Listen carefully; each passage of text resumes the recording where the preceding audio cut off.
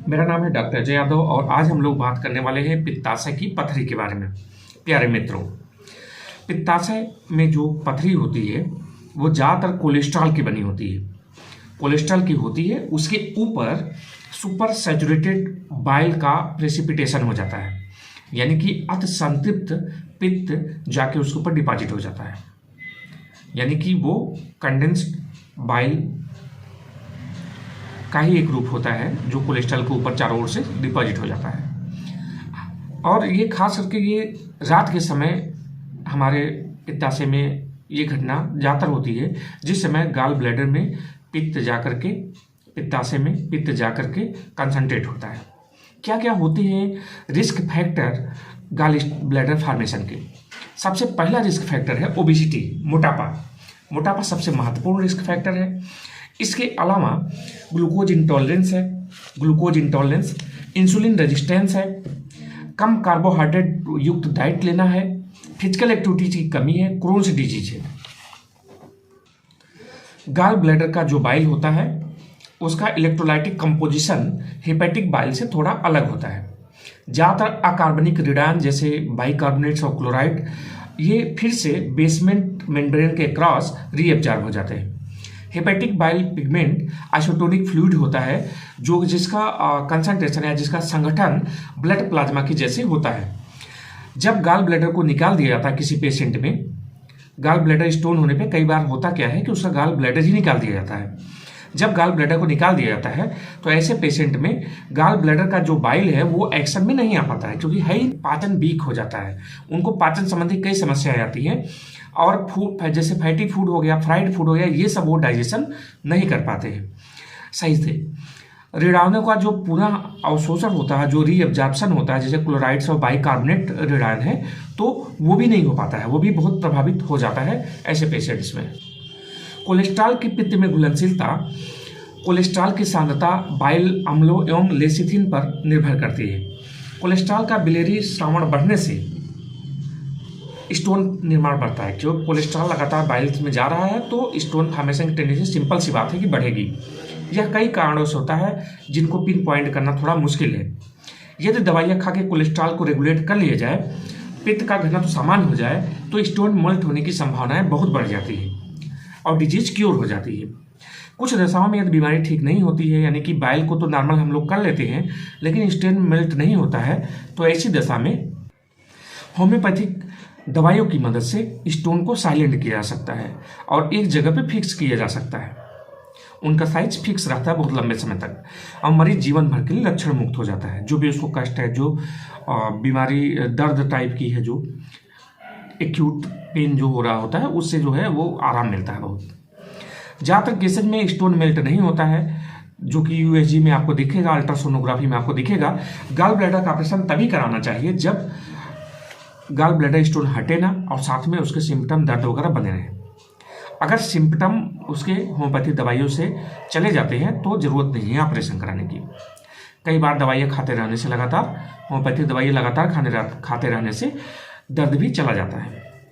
तो कुल मिला के कहने का मतलब ये है कि गाल ब्लैडर के सारे केसेज में ऑपरेशन की ज़रूरत नहीं पड़ती है।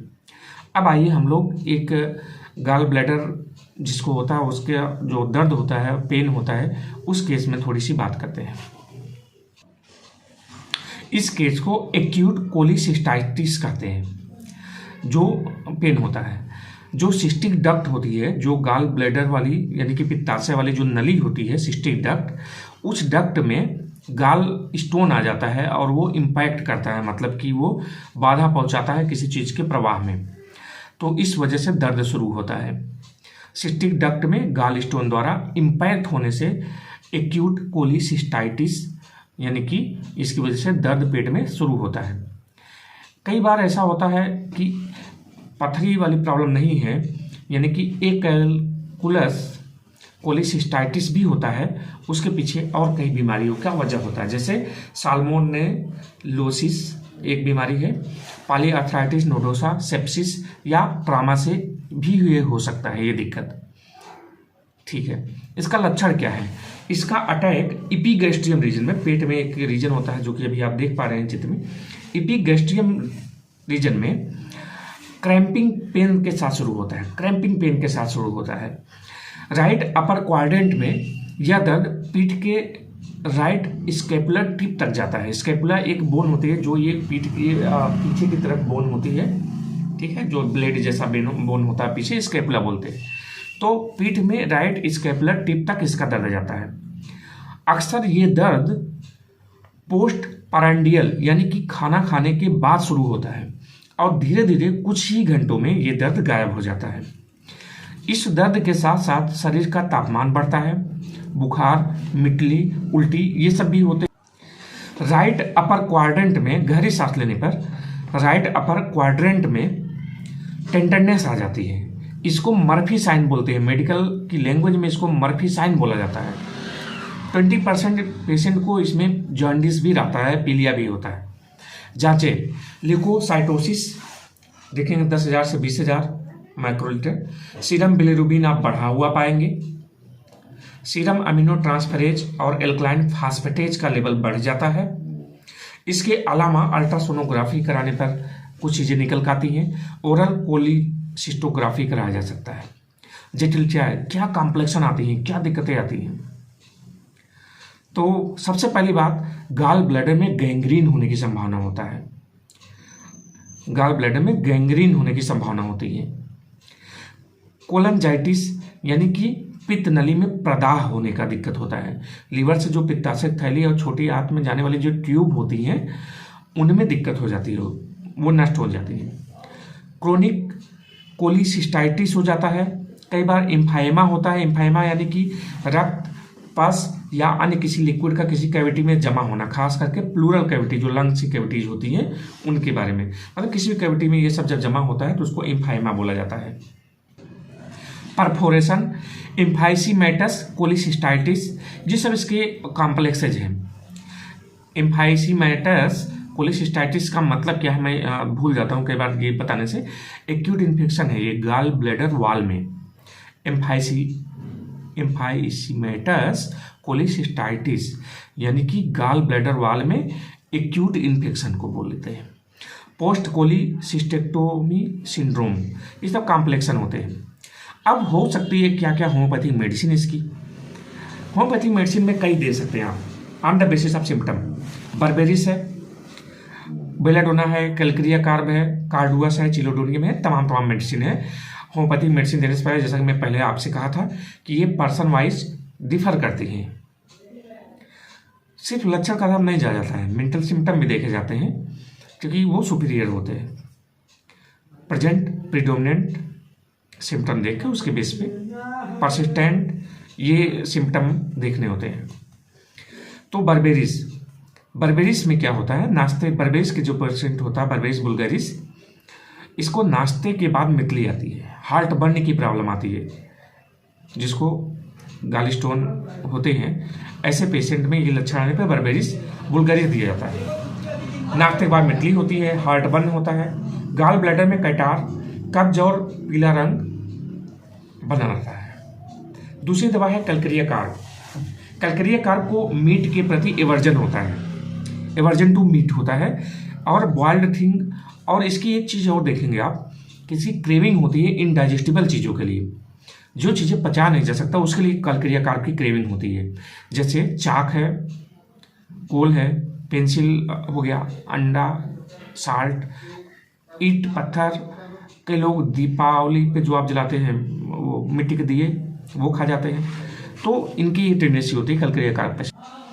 कैलक्रिया कार्ब थोड़ा मिल्क के प्रति डिसएग्री फील करता है, मिल्क इसको अच्छा नहीं लगता है।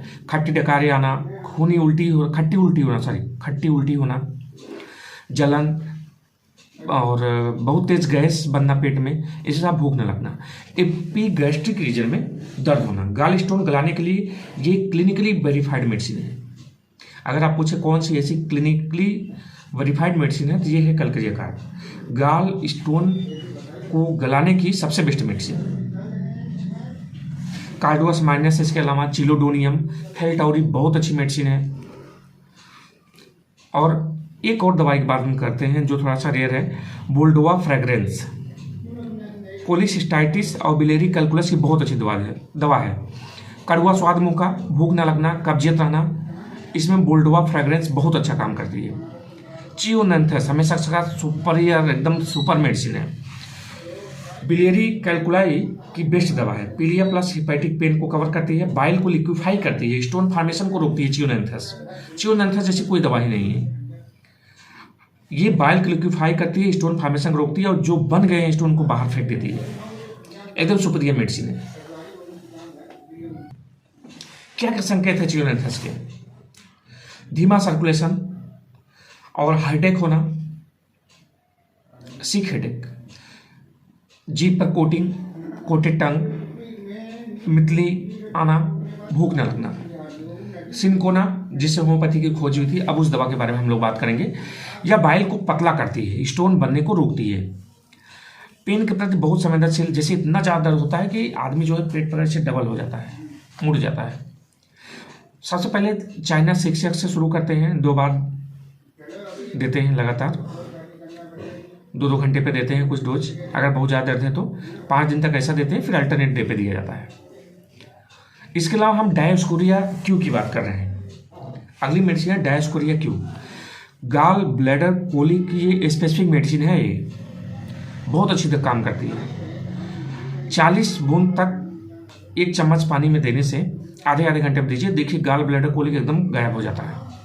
मतलब गाल ब्लैडर की वजह से जिनको पित्ताशय की पथरी, उनको जो दर्द होता है, डायोस्कोरिया क्यू बहुत सुपर मेडिसिन है, गजब का काम करती है, एकदम दर्द को गायब कर देती है। दर्द से रोता हुआ पेशेंट आता है, लेकिन इसके बाद उसका दर्द गायब हो जाता है। इस दवा में ज़्यादा अम्बिलिकल रीजन में दर्द होता है, लगातार दर्द बहुत ज़्यादा बना रहता है। कोलिस्टेरिनम 3x या 6x जर्निस और गाल स्टोन के लिए इंडिकेशन है इसका। दाहिने साइड जलनवार दर्द जब चलता है तो मरीज का हाथ राइट हाइपोकार्डियम पर रहता है हमेशा, क्योंकि चलने से भी उसको दिक्कत होती है। जो दवाइयाँ बताई हैं उसका बिना दुरुपयोग किए किसी होम्योपैथी फिजिशियन से मिलिए, दवाइयाँ खाइए, जल्दी ठीक हो जाए। जिन लोगों को ऐसी दिक्कत है, ये नॉलेज के पर्पज से ये वीडियो बनाया जा रहा है। बहुत बहुत धन्यवाद, नमस्कार, प्रणाम।